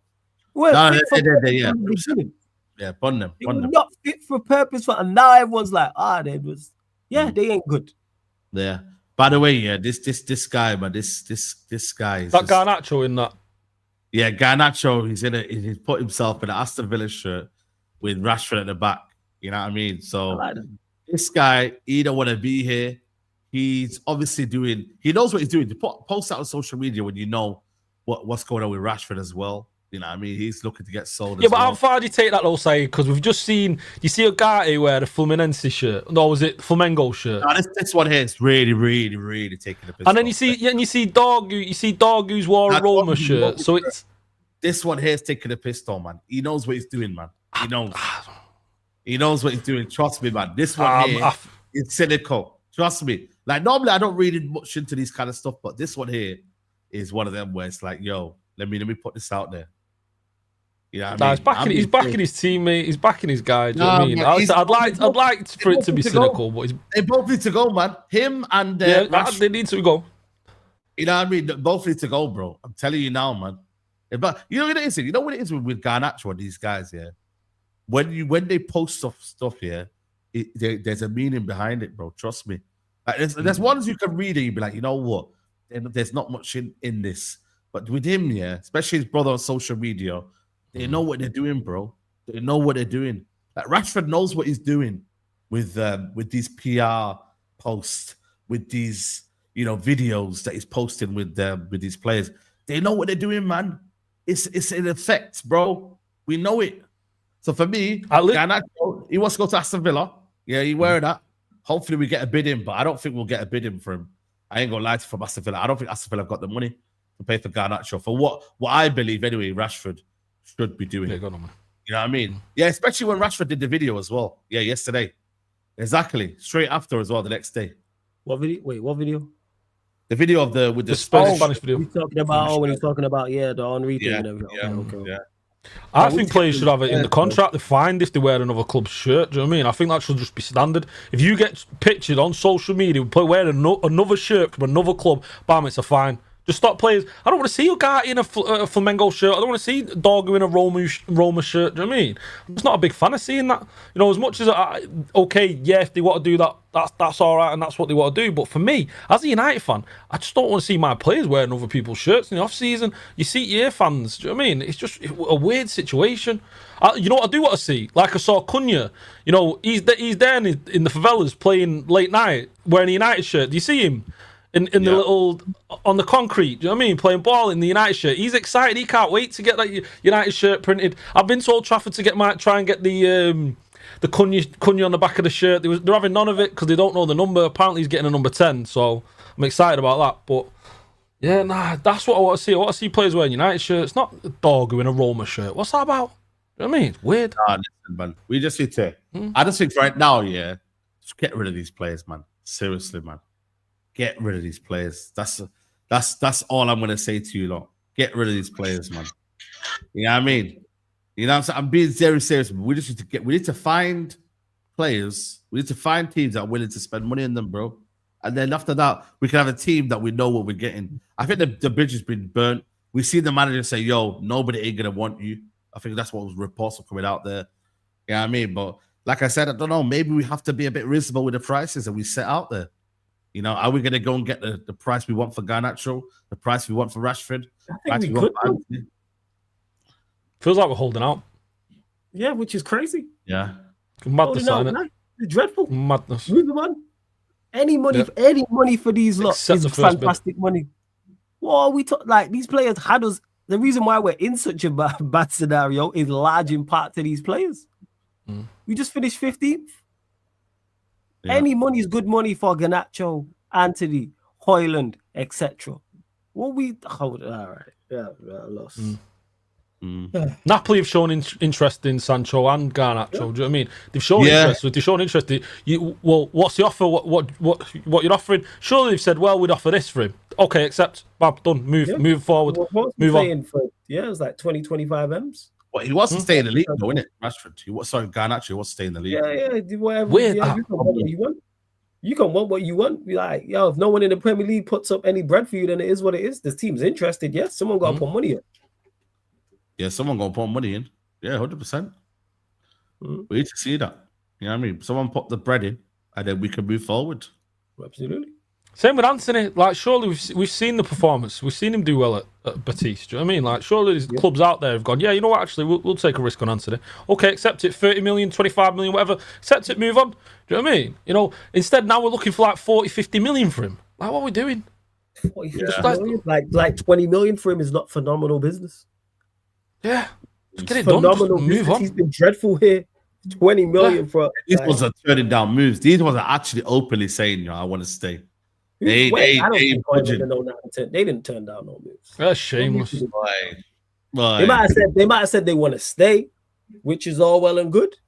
They want to stay, but move them on. There'd be no. Yeah, Andy's the only one that's willing to move, yo. He's actually openly, active. And Sancho, to be fair, he's obviously. We accept bids for these, man. They'll be gone. If we make it, we have to make it crystal clear. Don't take them on pre-season tour. You mentioned it earlier, Saeed.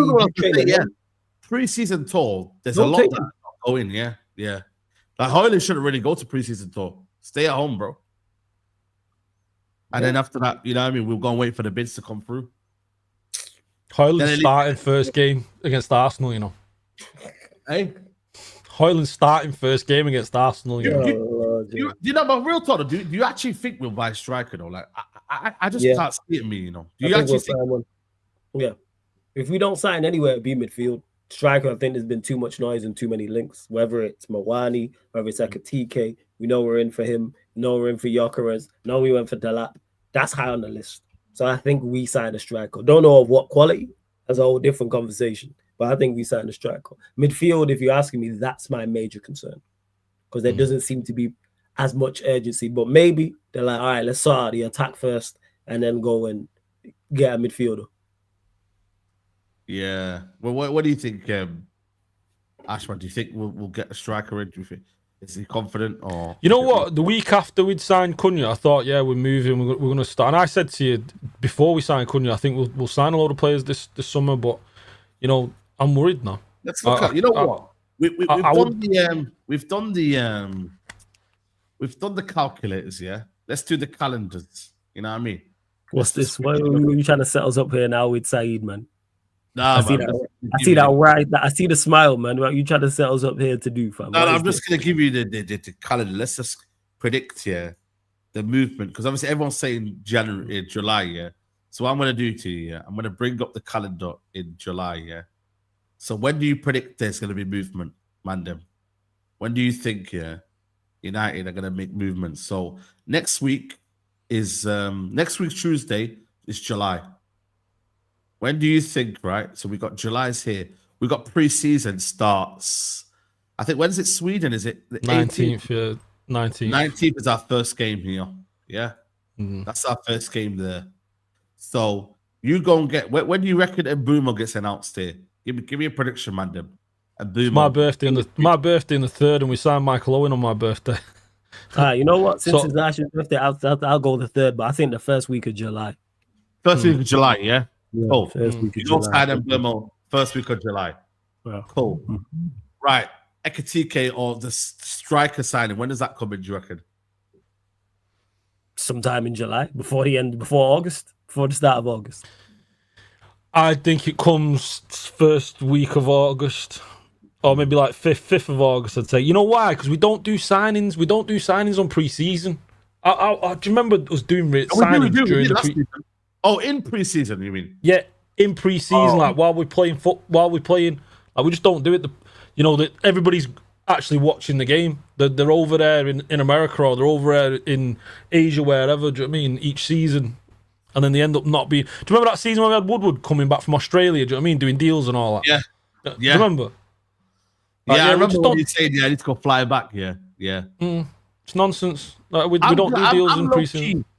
Low key, I reckon. You know what, man? Like, it's better just to have the transfer deadline day finish when the season starts. Like, you know what I mean? Low key. Like, I don't know why we allow it to be September, but it's the problem is all Europe can't decide on that date, and that's why it doesn't allow it to happen. But okay, we say that midfielder. Then when do you reckon midfielder comes in? Never. Yeah, we don't sign a midfielder. Before sometime in August, man. Bro, I'm gonna predict 4 signings United potentially need to make. Oh yeah, I do think we get. Actually, do I think we get even a goalkeeper? I didn't even mention goalkeeper. I think we got a goalkeeper. I do think we got a goalkeeper. Boy, goalkeeper. Jeez, that's asking a lot. Those 3 signings in a month. Actually, we can do that. You know what? That'll be that's included in pre-season. You know, by the way, we fly out to America. What day? When's the first game in America, Ash? Is it 23rd of July? 23rd of July. Is it? Must 20. No, it's a bit later than that, I think. Yeah, 27th of July, I think. Oh, so we okay. Yeah, I stand on what I said, man. The 3 signings, I think we'll make 3 signings. That's our game when it starts. So I'm guessing United will get there for around about, let's say, for example, Going out, I can't believe I'm backing this lot, but we've done it before. 25th of July. You're guessing that. You get I reckon we make 3 signings in July. Yeah. 3 signings. Okay. And Bremo 1 striker and a goalkeeper. Yeah. A lot of movement, that. Goalie, striker, wing back. Now, I'm saying goalie, striker, a right 10, and a midfielder. 4 signings United need minimum. I think it should be more. It should be that's what we need. Yeah, minimum. But you asked me what I think will happen. The midfielder, I don't think happens till August. Wow. This is long, man. I can't lie.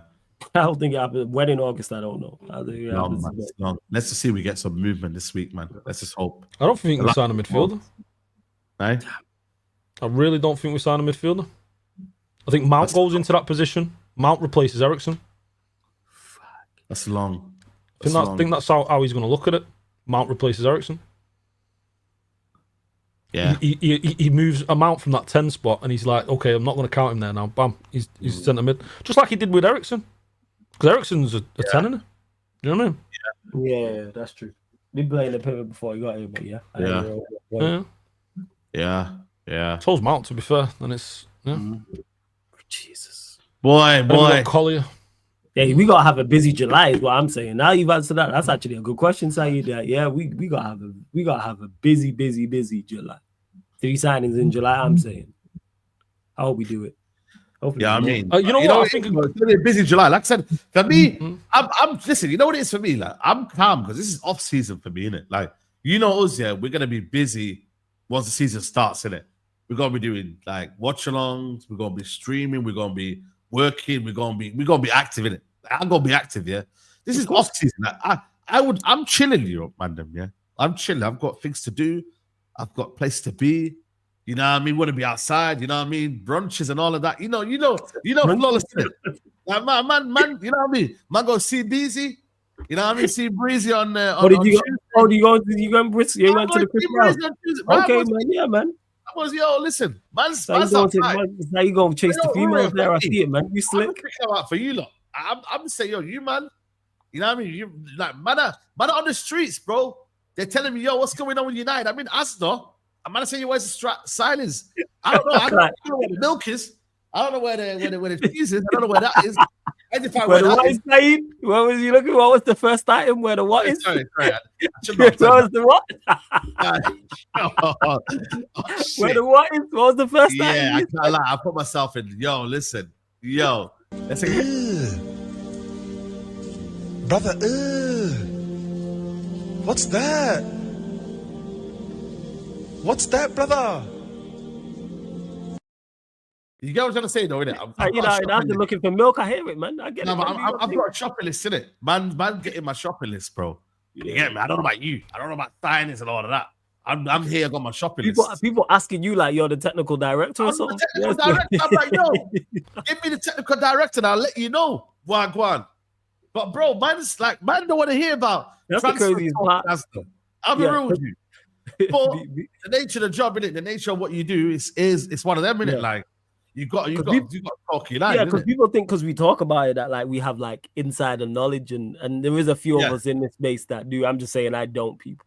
I have no idea. I don't know anybody inside the football club. I don't know. I'm just giving my opinion from the outside looking in. So I'm not ITK, none of that. But people will, like you said, Saeed, ask you, what's going on? Like you're supposed to be like, this is what's going on. I'm just giving you an opinion on it. Yeah, big up for everyone supporting, man. But man, you gotta be outside, especially when the weather's nice. I was out yesterday, man. You know what I'm saying? You gotta step out. Without that. Step out, man. You gotta step out, man. You gotta do your thing, bro. You know what I'm saying? And whatnot. So that's all I'm gonna say, people, man. But listen, people, we're gonna wrap it up here, man. Big up to everyone locked in. Have we hit 500 likes yet? And what's the situation right now? Have we hit 500 likes yet? I don't know what's going on right now, but let's see if we hit 500 likes. Been a good show, people. Yeah, 502 likes. Thank you, everyone, for tuning in, man. We'll be back tomorrow, midday live. I don't know if I'm going to do the Club World Cup games. I was planning on doing Al Hilal Salzburg game, but I'll let you know. It might be one of them like last-minute things, innit? But I'm not doing Real Madrid game because I can't lie. Real Madrid bore me, man. I'll be real with you. I don't know about you lot, but Real Madrid are boring to watch, man. Like, it's not great. Salzburg, youngest team in the FIFA World Cup. Do you know what I mean? So a lot of players there to be looking at that. You know. Yeah. So listen, people. You know what I mean? Like, I'll be back later on if I can. If not, it'll be tomorrow. Flawless man, what you got coming up, bro? Anything you're on the plug?